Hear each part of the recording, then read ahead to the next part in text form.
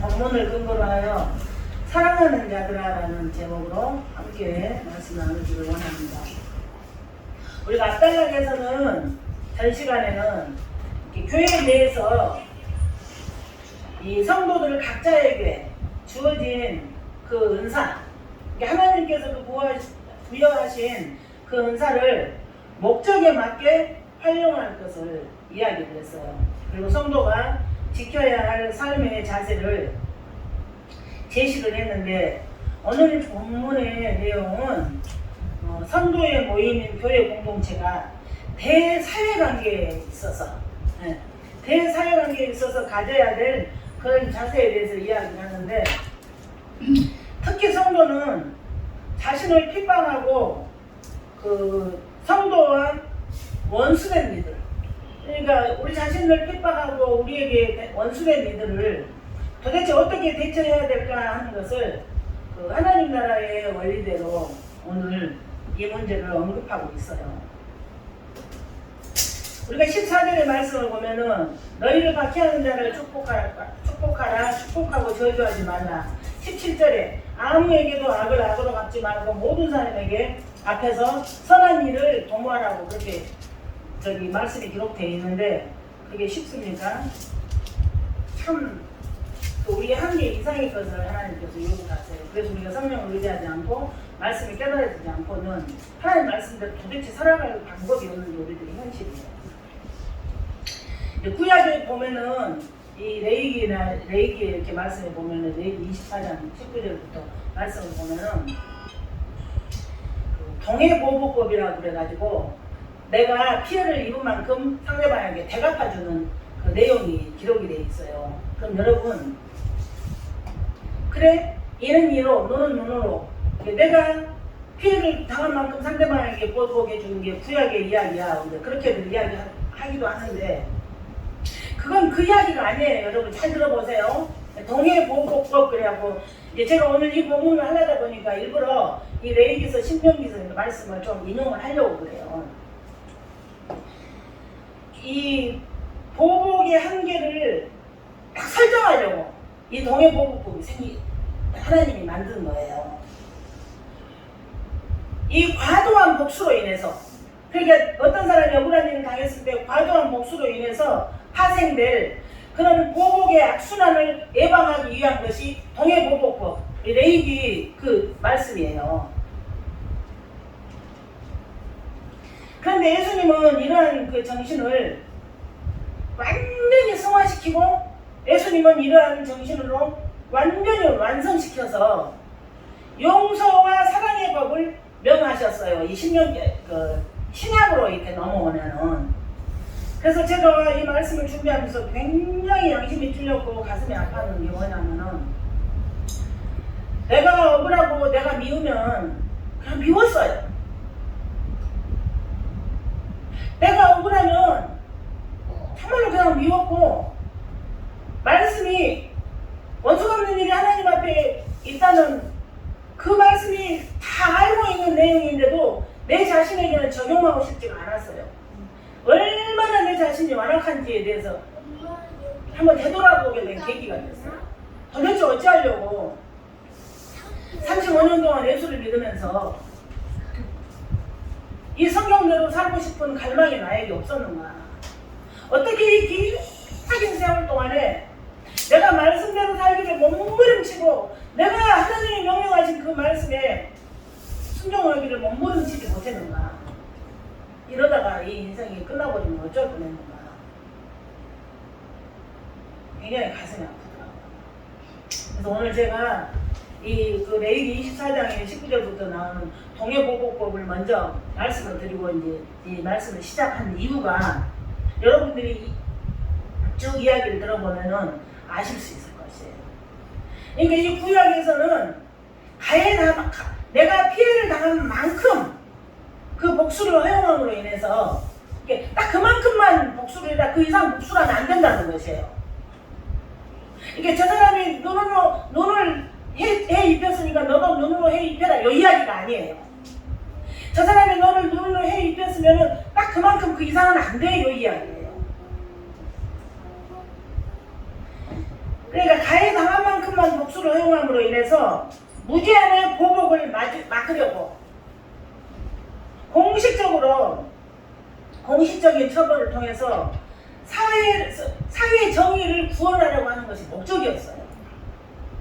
그러니까 오늘 여러분들이 이 구약에 눈은 눈으로 이는 이로 이런 그 의식이 여러분 안에 혹시 계시다면 완전히 무장해제 풀어버리시기 바랍니다. 왜 풀어버려야 되냐 하면은 레위기 19장 18절에 보면은 너는 원수를 갚지 말고 내 백성의 자손들에게 불평도 하지 말으래요. 불평. 세상에 얼마나 불평을 하고 살았는데 불평하지 말래요 하나님께서. 그리고 내 이웃을 내 자신과 같이 사랑하래요. 내 자신도 사랑하지 못해서 늘 어렵고 허덕이면서 살았는데 내 자신을 내 이웃을 내 자신처럼 사랑해요.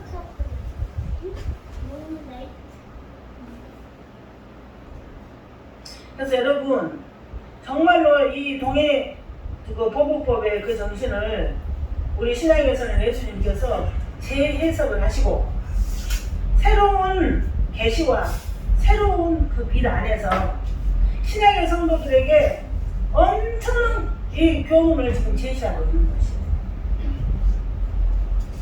그래서 복수의 연속을 막는 것은 예수 그리스도에 의해서 완성되었다.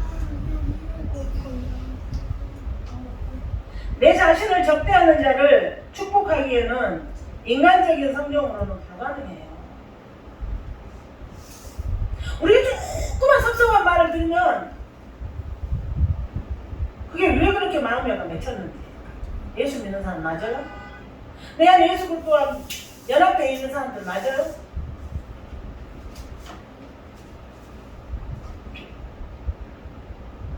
그러니까 어떤 사람한테는 이게 가능하냐 하면은 용서할 수 있는 것이 자기를 적대하는 자에게 축복할 수 있는 것은 어떠한 사람에게만 이게 가능하냐 하면 여러분 잘 들어보세요.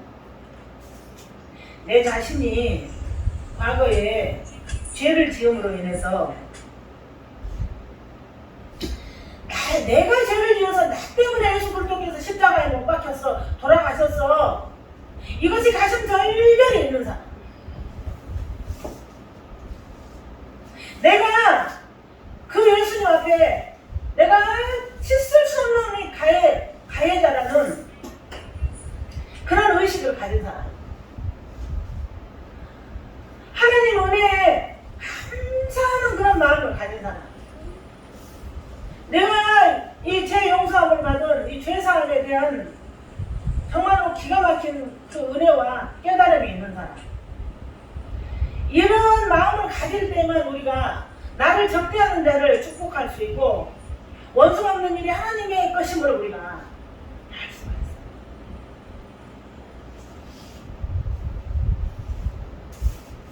그래서 바울은 이러한 핍박자에 대한 그 축복의 모범을 자신이 보였어요.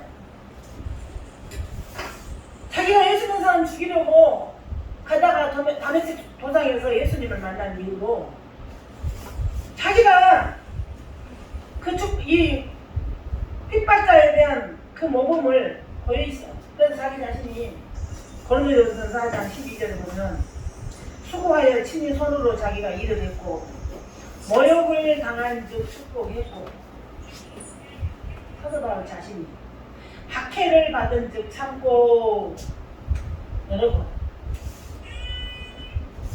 모욕을 당한 즉 축복하고 사도 바울만 그래야 되고 우리는 안 그래도 되는 것이에요? 우리가 그렇게 해야 되는 것이에요. 박해를 받은 즉 참고 우리가 그거 해야 되는 것이에요. 근데 우리 힘은 어려워요. 그래서 우리가 기도해야 되고 그래서 우리가 말씀 들어야 되고 그래서 우리가 성령께 사로잡혀야 되고 그래서 우리가 하나님의 말씀의 통치를 받아야 되고 그래서 우리가 주의 은혜의 줄에 매여서 끌려가야 되는 게 우리들의 현실입니다.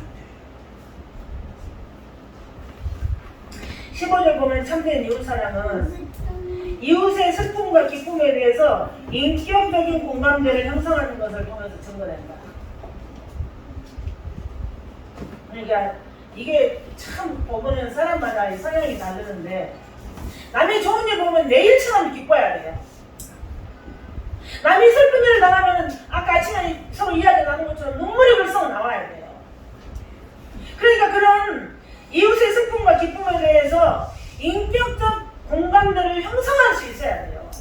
그냥 혼자 속으로만 그랬다는 거니까. 그러고 많은 거 그거 아니라는 것이에요, 성경은. 이러한 이웃과의 그 동참의식은 우리가 지난주에 같이 말씀 나눴던 13절의 손대접과 마찬가지로 성도 사이에 뿐만 아니에요. 이웃과 기쁨을 같이 하고 슬픔을 같이 할 수 있는 것은 우리 성도들 뿐만 아니라 교회 밖의 비신자들과에도 형성돼야 된다는 이야기를 성경은 하고 있어요. 그러니까 사도 바울이 오늘 로마서 우리가 읽은 그 본문을 통해서 엄청난 수준 있는 교훈을 제시함으로 인해서 우리가 하나님 나라 백성으로서 이 땅 가운데 마음껏 은혜를 누리고 마음껏 사랑을 누리고 마음껏 천국의 은혜를 한번 맛보라고 우리에게 허락하신, 우리에게 명령하신, 우리에게 강권하신 그런 내용이라는 걸 알게 됐어요. 여러분, 핍박하는 자를 축복해야 하는 교훈이 이렇게 사도 바울이 증거를 하고 있는데, 이렇게 이웃과 함께하는 그런 삶을 인간적인 위력에 머물러서는 안 돼요. 교양적인 부분에서 머물러서는 안 된다는 이야기예요. 그들을 그리스도에게로 인도하여서 하나님 앞에 영광을 돌리는 데까지 그런 결과가 나오는 것이에요. 그런데 왜 이렇게 못 참고 살았는지, 왜 이렇게 그 원수 갚는 일이 나에게 하나님께 있다고 그렇게 그러셨는데 그게 안 됐는지 가슴 아픕니다. 이 16절의 말씀을 보면은 서로 마음을 같이하여 높은 데 마음을 주지 말고 그랬는데, 이 이야기는 무슨 이야기냐면은 서로 같은 일을 생각한다, 서로 같은 목적을 향해서 간다. 이게 교회 공동체는 당연히 있어야 될 것을 지금 사도 바울이 오늘 로마서 본문을 통해서 다시 설명을 하는 것이에요. 같은 목적을 향해서 간다, 같은 일을 생각을 한다. 그래서 상대방의 입장에서 가치 판단을 한다는 것은 굉장히 우리가 어려운 일이긴 해요. 그럼 어떻게 합니까? 하나님 말씀이 그렇게 하라고.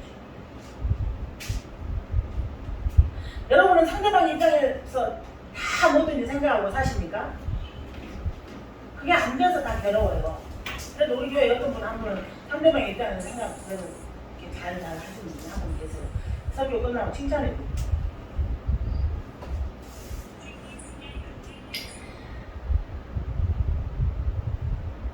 상대방 입장에서 가치 판단한다는 것은 어려운 일입니다. 그러나 이미 그 일은 그리스도께서 이루신 일이에요. 그래서 우리가 그 주님 따라 가는 것이에요. 주님을 가신 그 길을 가는 것이에요.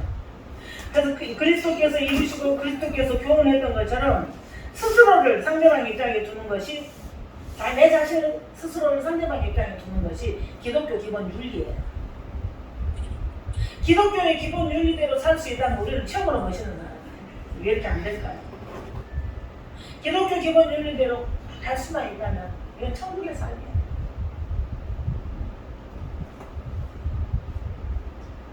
바울이 로마 교인들에게 이 이야기를 강조하는 이유가 있어요. 시대적인 배경.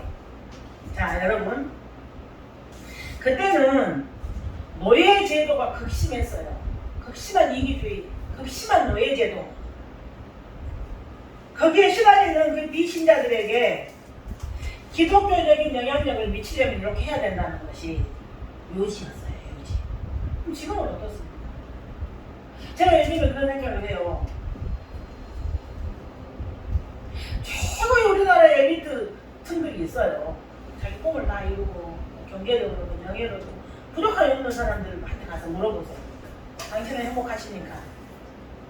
하나도 안 행복해. 주변에 가서 하나도 안 행복해.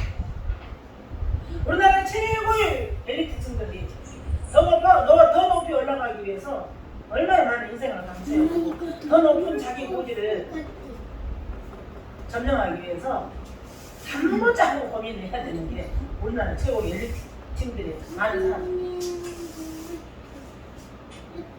그 사람들이 얼마나 극심한 고통 가운데 있는지 들어보면은 대답은 하나예요. 최고의 엘리트층이 할지라도 그 마음 가운데 예수님을 모실 만한 그 공간이 텅텅이 비어있기 때문에 목적을 이루어도 꿈을 이루어도 목표를 달성을 해도 행복하지 못해요. 그렇다면 중산층, 좀 어려운 계층들을 보면은 그 사람들한테는 얼마나 기쁨이 있습니까? 그 사람들은 혼도 없어. 힘들어. 그런데 거기다가 대고 예수 그리스도를 모실 만한 그 마음의 공간이 텅 비어 있으면 그들은 살고 싶지 않은 거예요. 그래서 우리나라가 자살률 세계 1위. 우리나라 사람들 그래서 입에서 나오는 말은 다 불편입니다. 다 불만입니다. 원한이 많은 삶을 살고 있는 것이에요. 이게 현실이에요. 그렇다면 우리는 이 말씀을 들었어요. 그렇다면 우리는 이 말씀을 읽었어요. 그렇다면 우리는 이 말씀을 알아요. 우리는 그러지 않아야겠죠. 성경이 말씀하시는 그 명령대로 우리가 가면은 이 땅에서 충분히 행복하고 충분히 천국을 체험할 수 있고 충분히 하늘나라에 심은 건전할 수 있는 어마어마한 복을 누리면서 살 수 있다는 걸 여러분 기억하시기 바랍니다. 17절에 보면은 구약의 가르치면 아까 제가 지금 계속 이걸 반복하는 것이에요. 구약의 가르치는 동해보복법 이기는 하나, 동해보복법 이기는 하나. 목적이 뭐라고 그랬어요? 그 이상의 보복을 막기 위해서 사회의 정의 구현을 위해서 정해놓은 것이에요. 그러니까 이는 이로 너가 당한 만큼 꼭 보복해가 아니에요. 그 이상은 안 돼가 중점이에요. 그러니까 구약의 동해보복법은 그 구약의 가르침이 동해보복법을 이기는 하나, 사사로운 원한이나 사사로운 복수가 아닌 공식적인 형벌을 지적한다. 신앙의 원리도 또한 보복적 충동에 사로잡히지 말고, 보복적 충동에 사로잡힌 사건, 사고가 우리나라에 지금 얼마나 많은지 뉴스를 보면 끔찍해, 무서워. 보복적 충동에 사로잡히지 말고 하나님의 보응 형벌에 맡기고 오히려 원수를 사랑하는 적극적인 태도를 가지라. 원수를 사랑을 어떻게 적극적인 태도를 가지고 원수를 사랑합니까? 어떻게 적극적인 태도를 가지고 그 섭섭한 사람을 사랑합니까? 어떻게 그 적극적인 태도를 가지고 나를 그렇게 적대하는 그 사람을 사랑할 수 있습니까? 이것이 하나님 나라의 원리예요. 사랑하려고라도 해보셨습니까? 그 원수에 대해서 사랑하려고라도 해보셨습니까? 여러분? 말씀은 말씀이고 삶은 삶이고 그건 예수님이 아니에요. 말씀은 말씀이고 나는 내 마음대로 예수님 아니에요.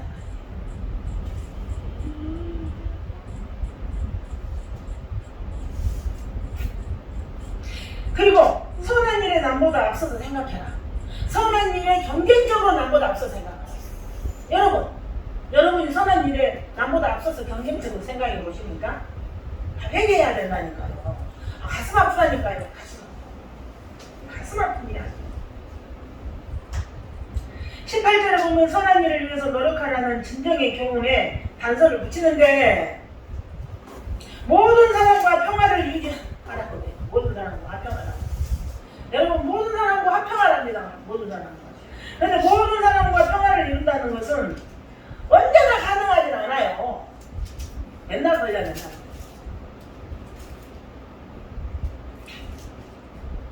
그 원인은 우리는 완전한 사랑을 갖지를 못했어요. 우리에게는 사랑이 없어요, 여러분.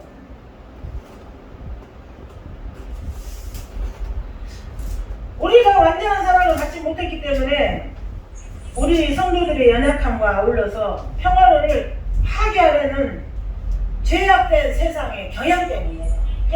완전한 사랑을 갖지 못한 나의 성향, 세상의 평화를 파괴하려는 이 세상적 경향, 이런 것들 때문에 늘상 평화로울 수는 없어요.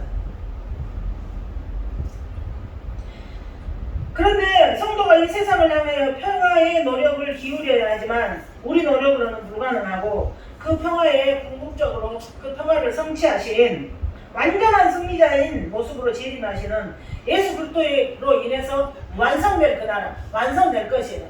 그렇지만 우리가 이 땅에서 해야 될 그 부분들은 반드시 성령님의 역동하신 은혜가 우리에게 임하셔서 우리가 그런 도구로 쓰임을 받아야 됩니다. 우리가 완전히 말씀에 사로잡혀서 그 평화의 도구로 쓰임을 받아야 돼요. 내가 예수 믿는데 예수 안 믿는 저 사람들과 똑같은 부분이 너무 많다? 큰일이에요. 그럼 금식하고 회개해요. 이런 일들 어떻게 우리가 할 수 있겠어요? 나는 죽고 예수로 사는 삶. 자기 부인의 삶을 통해서 따라갈 방향성이 나를 잡고 있어요. 내가 펄펄 살아있어가지고 내가 살아있어 내가 일하면 하나님의 역사를 이루지 못해요. 내가 살아있어 내가 일하면 하나님의 말씀에 순종할 수 없어요.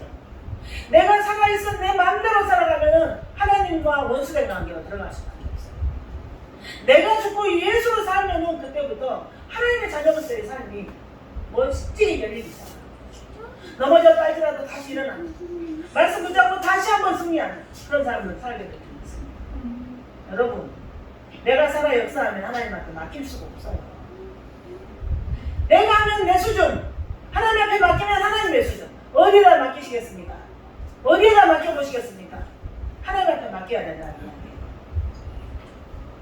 이야기예요. 19절에 보면 의로운 하나님께서 불의한 것을 그냥 내버려 두지 않으셔요. 오늘 설교 제목인데 19절. 내 사랑하는 자들아, 내 사랑하는 자들아, 내 사랑하는 자들아, 내 사랑하는 자들아. 너희가 친히 원수를 갚지 말고 하나님의 진노하심을 맡기라. 기록되었으되 원수 갚는 일이 내게 있으니 내가 갚으리라고 주께서 말씀하십니다. 신명기 32장 35절. 이게 계속 구약에서 하나님 말씀하세요. 원수 너가 갚는 거 아니야. 원수 갚지 마. 내가 갚아줄 거야. 계속 하나님께서 그러시죠. 그러니까 우리는 원수가 생기고 원수 때문에 어려운 일이 생길 때는 하나님 원수 갚는 일이 하나님 앞에 있으시다. 하나님의 방법을 해결해 주세요. 그러고 가요. 우리가 연약해서 가슴 아프고, 우리가 연약해서 병이 나고, 우리가 연약해서 너무 힘들다. 요즘에는요, 시대가 그래서 그런지 공황장애 걸린 사람들이 주변에 너무 많아요.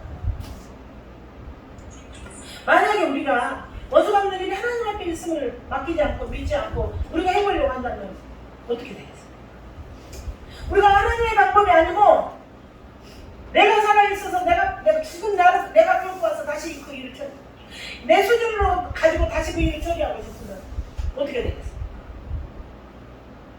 여러분이 예배교회에 오셔가지고 마음껏 저 깊은 곳에서부터 올라나오는 그 찬양을 통해서 나의 그 어떤 부족함들이 다 빠져나가고 뒷면에 눈에 보이는 건 없고 환경 달라진 건 없는데도 불구하고 나는 그 예수님으로 인해서 자유가 일어나고 나는 그 예수님으로 인해서 기쁨이 일어나고 나는 그 예수님으로 인해서 깨달음이 임하는 그런 하나님이 주시는 은혜의 공급으로만이 우리가 영혼적인 건강하게 살 수 있다는 걸 여러분 반드시 기억하시기 바랍니다. 우울증 때문에 약 먹는 사람 너무 많습니다. 어떻게 합니까? 이게 은혜 아니면 살 수가 없어요. 우리는 은혜로 살리라고 여러분이 소망을 가져야 돼요. 나는 주의 은혜로 살겠다고 반드시 소망을 가지셔야 하는 것이에요. 내 방법대로 어떻게 살아요? 내 방법대로, 하나님의 방법대로 멋진 삶을 사셔야 합니다. 의로우신 하나님께서는 불의한 것을 그냥 내버려두지 않으시므로 그 진노하심을 믿고 맡겨두는 것이 하나님을 의지하는 성도의 바른 태도다. 하나님을 의지하는 성도의 바른 태도, 하나님을 의지하는 성도의 바른 태도, 하나님의 진노하심을 믿고 맡기는 것이에요.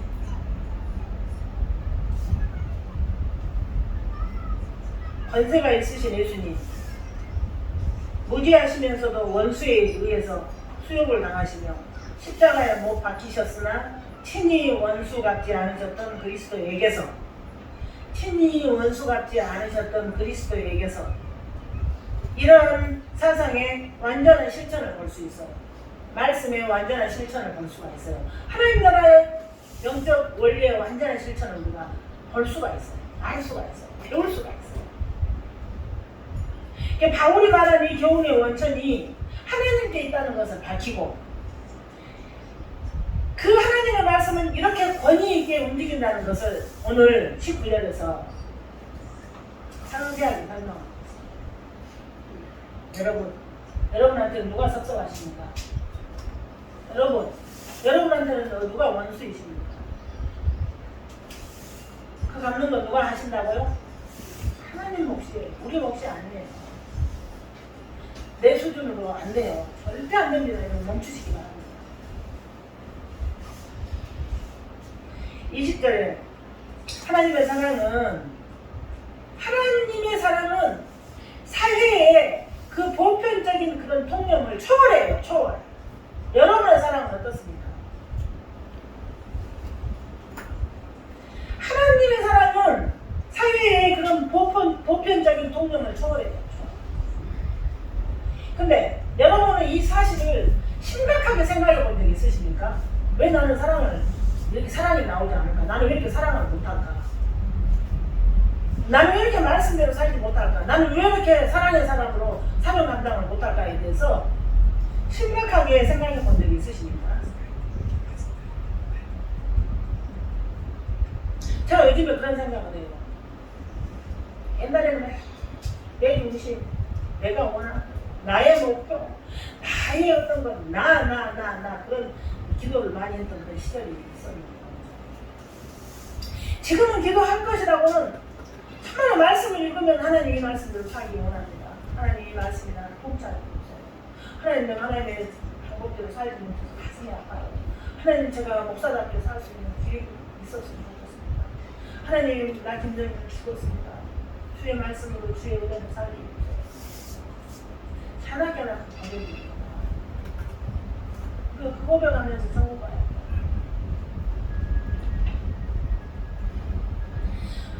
성료된 우리의 사랑 실천은 내가 하나님 앞에 사랑받았어. 내가 하나님 앞에서 많은 은혜를 받았어. 그래서 그걸 보답해야 돼. 내가 그거 보답하기 위해서 사랑을 베풀어야 돼. 내가 은혜 받은 거, 내가 사랑받은 거, 내가 구원받은 거, 그 막힌 그 은혜 앞에서 내가 그게 감사해서 내가 그 보답하기 위해서 나는 누구를 섬겨야 되고 누구를 사랑해야 되고 하나님 말씀에 순종해야 돼. 그러니까 우리가 꼭 사랑을 실천해야 되는 이유는 은혜 받은 것에 보답하기 위해서, 사랑받은 것에 보답하기 위해서, 구원받은 일에 보답하기 위해서 그리스도의 그런 마음을 가지고 우리가 예수님의 발자취를 따라가는 것이에요. 우리가 그 사랑 가지고 그 은혜 가지고 그 구원받은 생명 가지고 그 예수님의 발자취를 따라가는 것이 예수 믿는 사람의 삶이에요. 원수가 어려움을 겪을 때 사랑과 선행을 베풀어주면은 그가 내 원수가 어려움을 겪고 있는데 아이고 잘됐다 너 그러든지 말든지 그러고 가면 절대로 안 된다는 것이에요. 그 원수가 어려움을 겪었을 때 사랑과 선행을 베풀어주면은 선행까지는 좀 얼마나 할 수 있을까 하는데 사랑은 어떻게 그걸 베풀어야 되는지 잘 모르겠어요. 원수가 어려움을 겪을 때 사랑과 선행을 베풀어주면 그가 그 자신의 악행에 대해서 불타는 수치심을 가진다는 게 성경의 이야기예요. 그러니까 여러분 내 원수가 불타는 수치심을 가지는 것이 성경적인 원리예요. 그렇게 하는데 내 사랑이 쓰임을 받고 그렇게 하는데 내 선행이 쓰임을 받는다는 얘기예요. 내 원수가 불타는 수치심을 여러분께서는 내 원수가 불타는 수치심을 갖게 선행과 사랑을 해보셨습니까? 그럼 어디에 보셨단 말이에요? 이건 회개해요. 그 원수가 자신의 악행에 대해서 가책을 느끼고 잘못을 깨닫게 해줄 수 있는 길이 우리의 선행과 사랑입니다. 하나님이 하시는 게 아니니까 하나님이 그런 방법을 통해서 일을 하신다는 이야기예요. 양심주의고 가슴 아프고 죄송한 이야기입니다. 마태복음 5장 45절에 보면 예수님께서 원수에게 사랑과 선의를 베풀면 상이 크대. 그리고 그가 하나님의 아들이 될 것이다. 원수에게 사랑과 선의를 베풀 수 있겠습니까, 여러분? 중식해야 돼. 성경 아니면 그래 아니면 어려워. 남의 결단이라고 해야 되고 하나님 앞에 가족과 신경을 기도해야 돼. 그 일을 위해서 밤새도록 잠보자고 눈물 감고 흘려봐야 돼. 그것이 자기가 성장하는 길이고 자기가 큰 상을 받는 것이고 그것이 하나님의 아들로서 성장하는 것이고 왜요? 우리 예수 그리스도의 생명을 가졌습니다. 우리가 예수 그리스도의 피값으로 내 생명이 샀다고 했어요.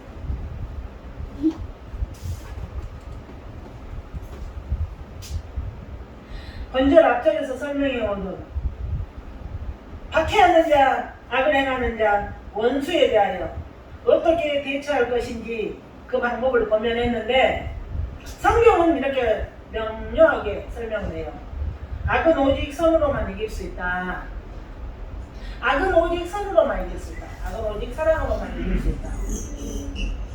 그래서 그리스도인의 참된 윤리는 하나님께서 주신 선한, 이게 하나님과 상관없는 선한 이야기가 아니고 하나님께서 주신 선한, 그 선한, 하나님께서 주신 선함으로만 굴복을 시킬 수 있다. 하나님께서 주신 선함으로 우리가 일을 해야 부끄러움이 없고 회의가 없어요. 그리고 진정한 사랑은 악인의 강팍한 마음을 해결시킬 수 있는 강력한 힘을 가지고 있다. 악인의 강팍한 마음을 해결시킬 수 있는 강력한 힘이 뭐라고요? 그리스도인들의 진정한 사랑과 선의 힘. 어렵습니다. 성령께서 하십니다. 우리가 결단하는 성령께서 하십니다. 우리가 하고자 하면 하나님께서 일하십니다. 우리가 하고자 하면 우리 마음에 자유를 얻습니다. 우리가 하고자 하면 놀라운 주의 역사를 우리는 보게 될 줄 믿습니다.